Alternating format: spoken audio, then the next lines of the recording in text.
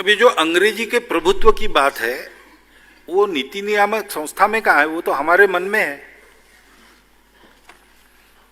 आज ये सामान्य अनुभव है कि भारत का उच्चभ्रू वर्ग भारतीय भाषाओं में जो बोल सकता है, हिंदी भी जानते हैं दोनों, लेकिन मिलते हैं तब अंग्रेजी में बात करते हैं। तो हम अपनी मातृभाषाओं को सम्मान देना शुरू करें। भाषा भाव की वाहक होती है, संस्कृति की वाहक होती है,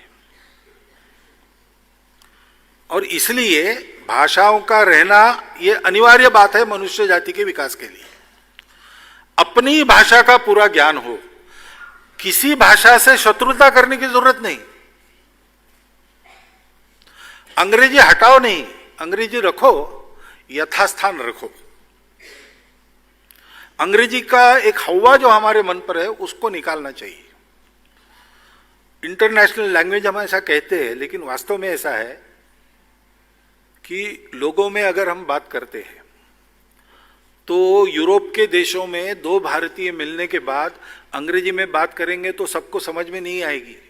उनको भारतीय भाषाओं का ही प्रयोग करना पड़ता है, क्योंकि जहां जहां अंग्रेजों का प्रभुत्व रहा ऐसे देशों में अंग्रेजी का एक स्थान है।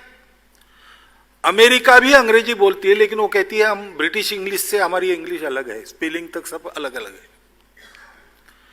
फ्रांस में जाएंगे फ्रेंच चलेगी, इसराइल में आपको पढ़ने जाना है हिब्रू पढ़ के जाना पड़ेगा, रशिया में जाना है रशियन सीख के जाना पड़ेगा, चीन जापान सब अपनी अपनी भाषा का प्रयोग सब बातों में करते हैं। उन्होंने प्रयास पूर्वक इसको किया है, हमको ये प्रयास करने पड़ेंगे।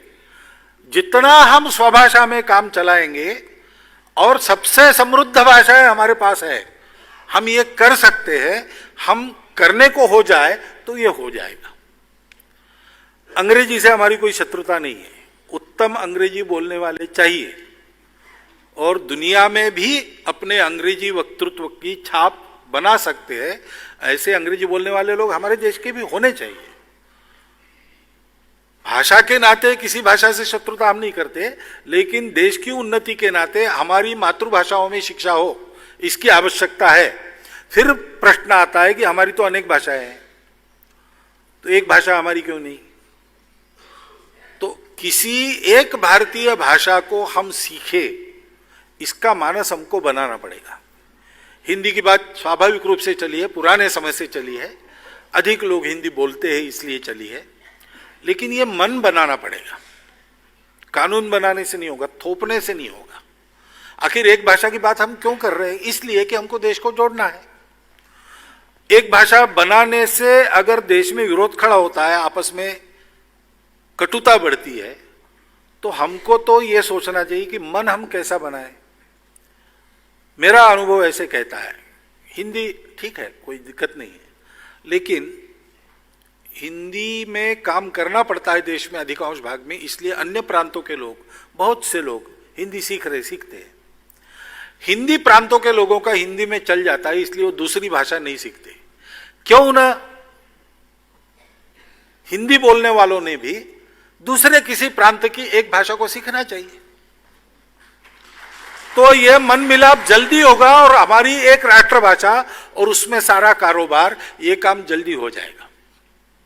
ये करने की आवश्यकता है।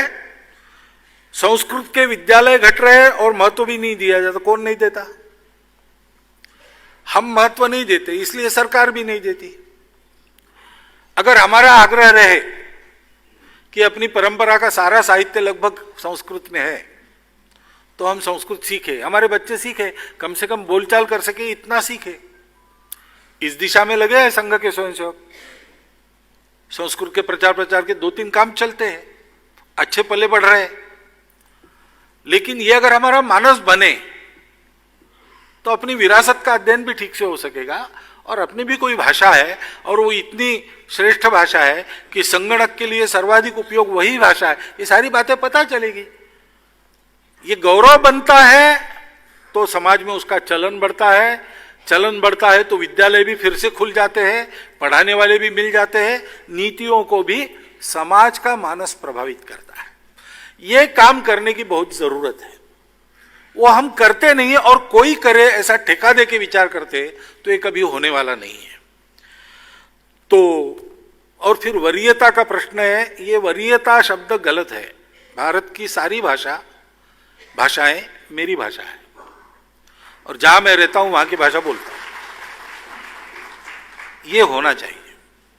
अपनी मातृभाषा पूरी आनी चाहिए, जहां मैं रहता हूं वहां की भाषा आत्मसात करनी चाहिए। और पूरे भारत की एक भाषा जो हम बनाएंगे वो श्रेष्ठ है इसलिए बना, ऐसा नहीं, वो सर्वाधिक उपयुक्त है आज के समय में इसलिए बनाएंगे, उसको भी सीखना चाहिए। और फिर आपकी रुचि है और आवश्यकता है तो कोई भी विदेश की भाषा सीखिए, उसमें विदेशी लोगों से ज्यादा प्रवीण बनिए, उसमें भारत का गौरव है।